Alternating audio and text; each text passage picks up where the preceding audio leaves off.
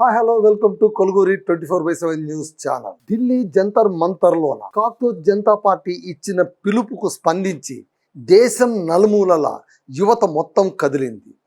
College విద్యార్థులు ఎక్కడికక్కడ ధర్నాలు నిరసనలు చేపడుతూనే ఉన్నారు. అందులో భాగంగా తెలంగాణలో కూడా ఇవాళ భారీ ఎత్తున నిరసన కార్యక్రమాలు జరిగాయి. ఈ భారీ నిరసనలోన మాజీ మంత్రి బీఆర్ఎస్ వర్కింగ్ ప్రెసిడెంట్ కేటీఆర్ ప్రత్యక్షంగా పాల్గొన్నారు. విద్యార్థులతో పాల్గొన్నారు, వాళ్ళతో కలిపి స్వరం కలిపారు, తమ అభిప్రాయాలను కూడా వ్యక్తం చేశారు. ఇందిరా పార్క్ వద్ద జరిగిన ఈ కార్యక్రమంలోన అంటే ఇది బహుశా బీఆర్ఎస్ విద్యార్థి విభాగానికి వాళ్ళు ఏర్పాటు చేసినటువంటి కార్యక్రమమే. అయితే చాలామంది విద్యార్థులు వచ్చారు, అలాగే బీఆర్ఎస్ నేతలందరూ కూడా కదిలి వచ్చేశారు. తలసాని శ్రీనివాస్ కావచ్చు, ఆ తర్వాత సవితా ఇంద్రారెడ్డి కావచ్చు, వీళ్ళందరూ కూడా చాలామంది వచ్చారు. వాళ్ళందరితో పాటు ఈ కార్యక్రమం నిర్వహించారు. ఈ కార్యక్రమంలోన కేంద్ర ప్రభుత్వం పైన కేటీఆర్ విరుచుకుపడ్డారు.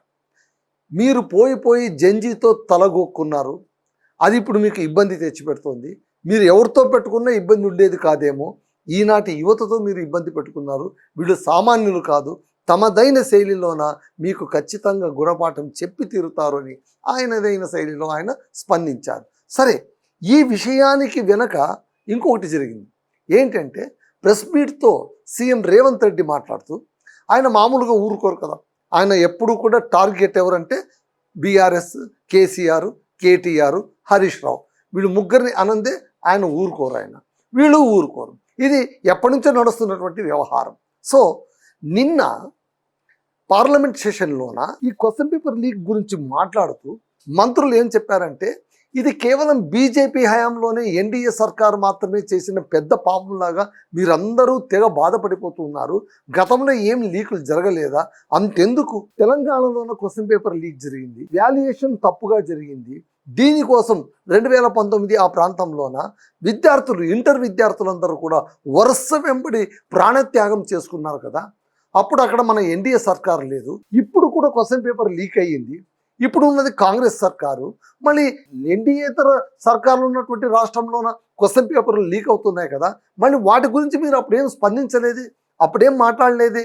ఇప్పుడు NEET exam question paper leak అయిందని ఇంత పెద్ద ఎత్తున నిరసనలు వ్యక్తం చేస్తూ ఎందుకు మా సర్కారును మీరు దుమ్మెత్తిపోస్తున్నారు అనవసరంగా అని ఆ మంత్రి చెప్పిన వ్యాఖ్యల ధర్మిల ఆయన ఏమన్నారు, కాంగ్రెస్ సర్కారు ఉన్నటువంటి తెలంగాణలో కూడా క్వశ్చన్ పేపర్ లీక్ అయింది, మొన్న ఎగ్జామ్లోనూ క్వశ్చన్ పేపర్ లీక్ అయిందని పెద్ద హడావిడి జరిగింది, మనకందరికీ తెలుసు. అయితే రేవంత్ రెడ్డి దీన్ని తనకు అనుకూలంగా మార్చుకొని ఆయన ఏమన్నారు, అసలు యాక్చువల్గా చెప్పాలంటే బీఆర్ఎస్ హయాంలోన క్వశ్చన్ పేపర్ లీక్ కావడం ఏంటి, ఆన్సర్ షీట్ సరిగ్గా వాల్యుయేషన్ చేయకపోవడం ఏంటి, ఇంటర్ విద్యార్థులు ఘోరంగా ఆత్మ బలిదానం తీసుకున్నారు, ఆ ఉసురు వీళ్ళకు సోకే వీళ్ళు ఇప్పుడు ప్రతిపక్షంలో ఉన్నారు అన్నట్టుగా ఆయన మాట్లాడుతూ క్వశ్చన్ పేపర్ల లీకుకు ఆద్యుడైనటువంటి, అందులో ప్రత్యక్షంగా పాల్గొన్నటువంటి కేటీఆర్ ఇవాళ క్వశ్చన్ పేపర్ లీక్ గురించి మాట్లాడుతున్నాడు అని ఒక సంస్థ పేరెత్తారు. అది ఏంటంటే గ్లోబల్ అరేనా టెక్నాలజీస్. ఈ అరేనా టెక్నాలజీస్ సంస్థకు గత సర్కారు క్వశ్చన్ పేపర్ పరీక్ష నిర్వహణ, కండక్టింగ్ ఆఫ్ ఎగ్జామినేషన్స్, ఆ తర్వాత వాల్యుయేషన్ కాంట్రాక్ట్, ఇవి రెండు కూడా ఆ సంస్థకు అప్పగించింది. ఆ సంస్థకు అప్పగించడం వల్లనే ఇన్ని ఇబ్బందులు తలెత్తాయని గతంలోనే మనకు చాలా వార్తలు వచ్చాయి. ఈ సంస్థతో ఉన్న కేటీఆర్కు ప్రత్యక్ష సంబంధం ఉంది, ఆర్థిక లావాదేవీలు ఉన్నాయి, అతని బినామీ సంస్థ ఇది అని ఆయన నేరుగా అలిగేషన్ చేశారు రేవంత్ రెడ్డి. ఈ మాట వినగానే కేటీఆర్కు చిర్రెత్తుకొచ్చింది. నిన్ననే ఆయన చాలా ఘాటుగా స్పందించారు. గ్లోబ్ ఎరీనా సంస్థతో నాకు సంబంధం ఉందని మీరు నిరూపించండి, ఊరికే బట్ట కాల్చి మొహం పైన వేయడం కాదు, మీరు నిరూపించండి, నాకు సంబంధం ఉందని నిరూపించండి. మీరు ఏ శిక్ష విధిస్తే ఆ శిక్షకు నేను సిద్ధంగా ఉన్నాను, లేదా బేషరత్తుగా మీరు చేసింది తప్పని మీరు ఒప్పుకోండి, మీ పైన నేను పరువు నష్ట దావా వేస్తున్నాను అని చెప్పి లీగల్ నోటీస్ కూడా పంపించేశారు. ఇదంతా జరిగిన తర్వాత ఇవాళ, అంటే ఇది ప్రియాంబల్, ఇదంతా జరిగిన తర్వాత ఇవాళ తాజాగా ఏంటంటే తెలంగాణలోన ఈ ఉద్యమం అంటే ఏంటి, సిజేపీ ఇచ్చిన పిలుపు మేరకు ఇందిరా పార్క్ వద్ద మిగిలిన చోట్ల కాస్త ధర్నాలు, రాస్తారోకోలు ఇవన్నీ జరుగుతున్న సందర్భంలోన కాంగ్రెస్ బీఆర్ఎస్ రెండు పోటీ పడ్డాయి. అంటే ఇక్కడ ఏంటంటే ఒక ఉద్యమం నడుస్తోంది, బాగా నడుస్తోంది, దేశం మొత్తం కూడా అలర్ట్గా ఉంది. సో ఇక్కడ ఎలాగో విద్యార్థులు వీధులపైకి వచ్చేసారు, దాన్ని కొంచెం మనం హైజాక్ చేసేస్తే ఆ గుడ్ విల్ అంతా మన అకౌంట్లో పడిపోతుంది కదా అని కాంగ్రెస్ ఆలోచిస్తోంది, మరి బీఆర్ఎస్ కూడా ఆలోచిస్తుందని అంటున్నారు. అయితే బీఆర్ఎస్ నాయకుడు కేటీఆర్ వాళ్ళు ఏమన్నారంటే, చాలామంది నన్ను జంతర్ మంతర్కు రండి, మీరెందుకు రాకూడదు, మీరెందుకు అక్కడ పార్టిసిపేట్ చేయకూడదు, మీరెందుకు మీ గొంతు వినిపించకూడదని చాలామంది నన్ను అడిగారు. కానీ నేను వాంటెడ్గా వెళ్ళలేదు, నాకు వెళ్ళాలని ఉన్నా కూడా నేను వెళ్ళలేకపోయాను. కారణం ఒకటే, అక్కడ నేను వెళ్ళి నా జెండా పట్టుకొని అక్కడ నేను నిలబడి వాళ్ళ అజెండాను పీక్కొని మొత్తం మూమెంట్ను హైజాక్ చేయడం నాకు ఇష్టం లేదు. అక్కడ ఏ రాజకీయ పార్టీ కూడా వెళ్ళాల్సిన అవసరం లేదు. వాళ్ళు దే ఆర్ సెల్ఫ్ సస్టైన్, వాళ్ళ యుద్ధం వాళ్ళే చేస్తున్నారు. యుద్ధం ఎలా చేయాలో తెలుసు, సర్కారుని మెడలు ఎలా వంచాలో కూడా వాళ్ళకు తెలిసినంత బాగా ఏ రాజకీయ పార్టీకి తెలియదు. చాలా మంది అంటూ ఉన్నారు, ఖలిస్తాన్ వాళ్ళు సపోర్ట్ చేశారు, స్పాన్సర్ చేశారు, పాకిస్తాన్ వాళ్ళు స్పాన్సర్ చేశారు, వేర్పాటువాదులు మతతత్వవాదులందరూ కూడా ఇలా స్పాన్సర్ చేస్తూ పొల్యూట్ చేస్తున్నారు, వీళ్ళంతా సంఘ విద్రోహక శక్తులు, దేశ విద్రోహక శక్తులని బీజేపీ ఏదైతే ఇంజెక్ట్ చేస్తుందో దాని ప్రకారం కూడా సోషల్ మీడియాలోన ఒక వాదన నడుస్తూనే ఉంది. వాళ్ళు మూమెంట్ని అవహేళన చేస్తున్నారు, జంతర్ మంతర్లోన ఉన్నటువంటి ఆ దృశ్యాలను అవహేళన చేస్తున్నారు. అందుకే ఒక మేధావి అన్నారు, వాళ్ళు అనుకుంటే ఏమైనా చేయగలరు, ఎలాంటి అపఖ్యాతినైనా తీసుకురాగలరు. మీరు చూస్తూ ఉండండి, జంతర్ మంతర్లో ఉద్యమం జరిగిన తర్వాత ఏం జరుగుతుందంటే అక్కడ వాళ్ళు ఒక సీన్ క్రియేట్ చేస్తారు. ఏంటి, ఇక్కడ కండోమ్ ప్యాకెట్లు కూడా దొరికాయి, ఇదేనా వీళ్ళు చేస్తున్నటువంటిది అని కూడా, అంటే అంతకు కూడా పరితగించగలిగేటువంటి దిగజారుడుతనం ఈ పార్టీలో ఉంది, ఈ అధికారంలో ఉంది అని ఆయన చెప్పకనే చెప్పారు.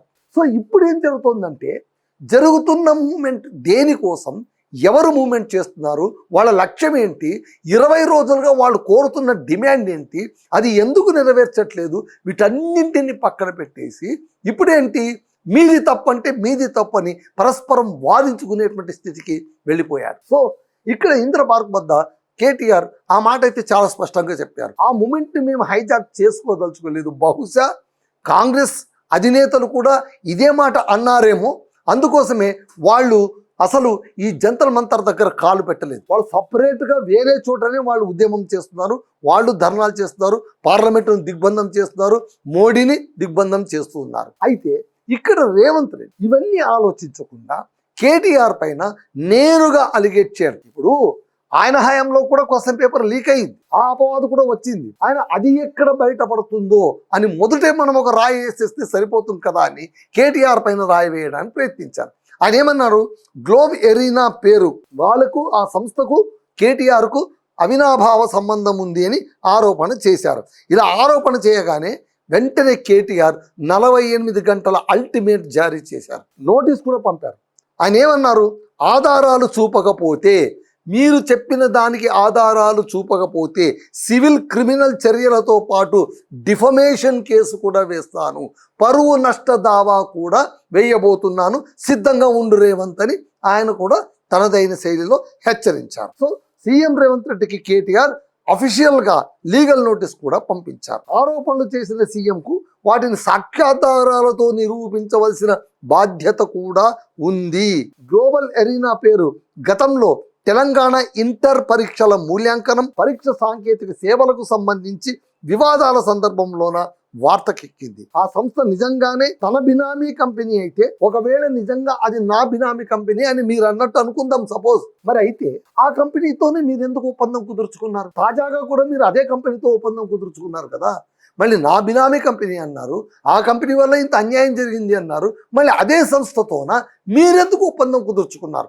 దానికి ఆన్సర్ ఇవ్వండి అని కేటీఆర్ కీలకమైన ప్రశ్న సంధించడంతో ఇప్పుడు సీఎం రేవంత్ రెడ్డి గారు ఇరుకున పడ్డట్టు అయ్యింది. సో ప్రజల దృష్టిని ఇతర అంశాలపై మళ్లించడానికే సీఎం ఈ ఆరోపణలు చేస్తున్నారు.